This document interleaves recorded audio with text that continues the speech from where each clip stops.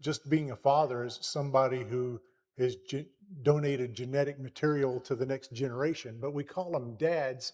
That's a loving terminology to somebody who actually took an active role in his child's life.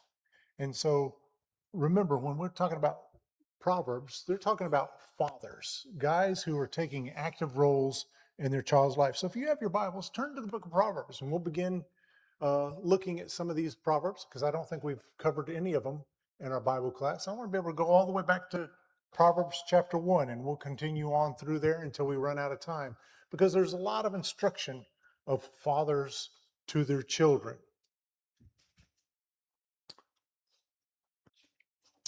What's a proverb? How would you define the word proverb in the first place? Do what? All right, a truth.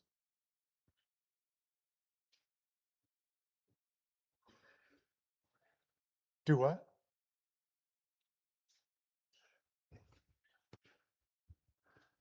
A wise saying. You look up the terminology, it's just a wise saying or an instruction, a truth. Uh, and it's really this idea of imparting lessons that I've learned. And now, granted, some of them you can look at them and say they're general sayings, generally they're true. But in a proper functioning society, they would all be true, right? And they're just instructions to the next generation.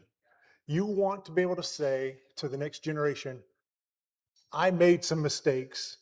Please don't repeat some of these mistakes that I made.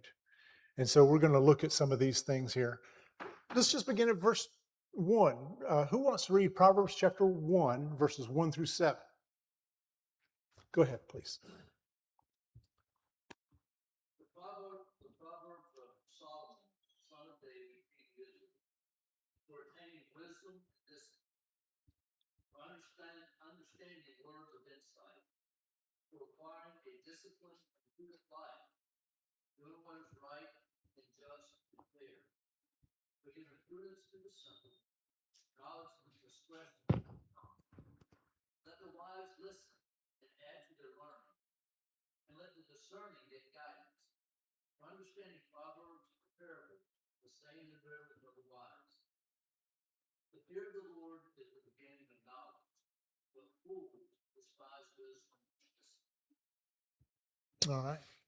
The reason I wanted to be able to start off with this, even though it doesn't say anything about my son or my father or anything, Solomon refers to himself as the son of David. But just in that first 7 verses, it kind of gives you an idea about what the whole book is going to be about. Uh, Granted, past chapter 10, uh, in first 10 chapters, they're going to be longer sections that are kind of joined together. When you look at chapters 10 through about chapter 25,